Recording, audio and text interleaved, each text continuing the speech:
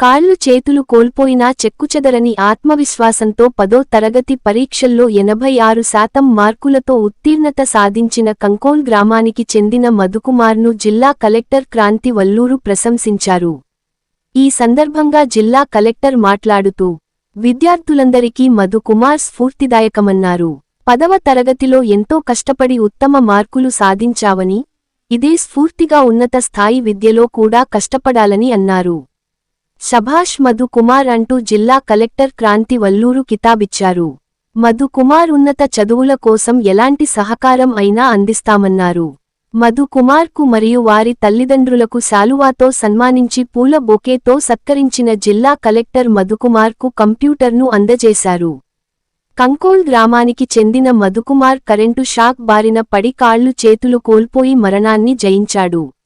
ఈ బాలుడు ఇటీవల వెలువడిన 10వ తరగతి పరీక్షా ఫలితాల్లో ఏకంగా 86%తో అంటే 500 మార్కులకు గాను 430 మార్కులు సాధించి, వైకల్యం శరీరానికే కానీ లక్ష్యసాధనకు కాదని నిరూపించాడని పేర్కొన్నారు.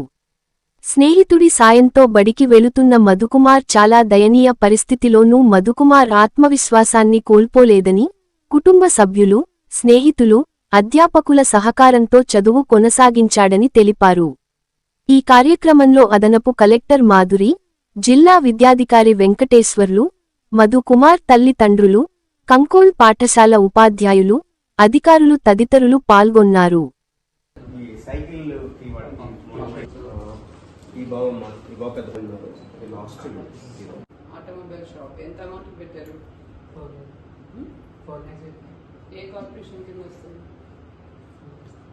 ఏం కావాలో ఒకసారి నాకు అప్లికేషన్ రూపంలో ఇస్తాయి. అదొకటి అడిగినారు, స్టీరింగ్ ల్యాండ్ ఒకటి అడిగారు, ఇంకొకటి మోటార్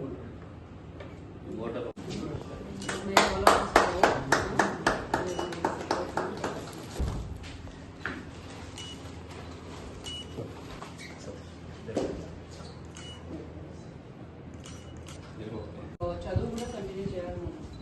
ఆల్రెడీ బాగా కష్టపడి బాగా చదివి మంచి మార్కులు తెచ్చుకున్నాను.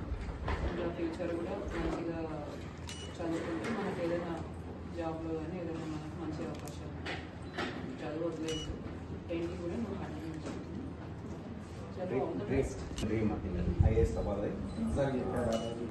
ఏం సపోర్ట్ కావాలో మీ నాన్న వాళ్ళతో డిస్కస్ చేసి నువ్వు చెప్పు.